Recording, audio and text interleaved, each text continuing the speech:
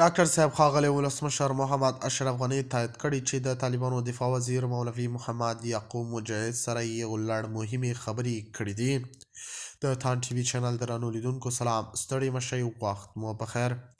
د افغانستان پخوانی ولسمشر اشرف غني په تازه څرګندونو کې تایید کړه چې هغه د طالبانو د حکومت د وزیر مولا یعقوب سره یو لړ مهمې خبرې کړې دي.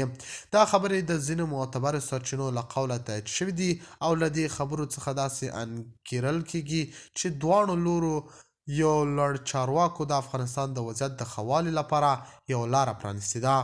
د سرچینو له مخې اشرف غني او ملا یعقوب د افغانستان په امنیتي وضعیت، د سولې په پروسه او د هیواد د راتلونکي سیاسي جوړښت په اړه مهمې خبرې کړې دي.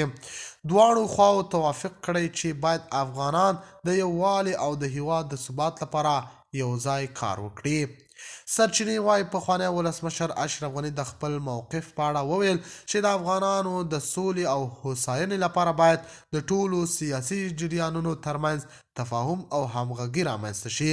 هغه ټینګار وکړ چې د هیواد د راتلونکي لپاره د ټولو افغانانو ګډه هڅه اړینه ده. مولا یعقوب هم د اشرف غني سره د خبرو په ترڅ کې وویل چې د افغانستان بیا رغونه او پرمختګ د ټولو افغانانو مسؤلیت دی او د طالبانو حکومت دې ته ژمن دی چې د هیواد په نوي سیاسي جوړښت کې د ټولو افغانانو حقونه خوندي کړي.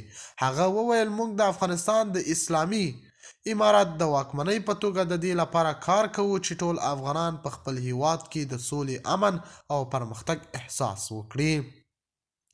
د خبرو جزئیات د دې خبرو په جریان کې وو.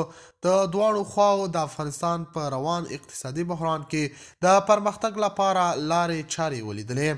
اشرف غني د خپلو خبرو په جریان کې ټینګار وکړ چې افغانستان د یو پرمختللي اقتصادي جوړولو لپاره د نړیوالو مرستو ته اړتیا لري او په دې برخه کې باید د طالبانو حکومت د نړۍ سره پراخې اړیکې جوړې کړي. د تان ټي وي چینل درنو لیدونکو تر بیا ښې چارې.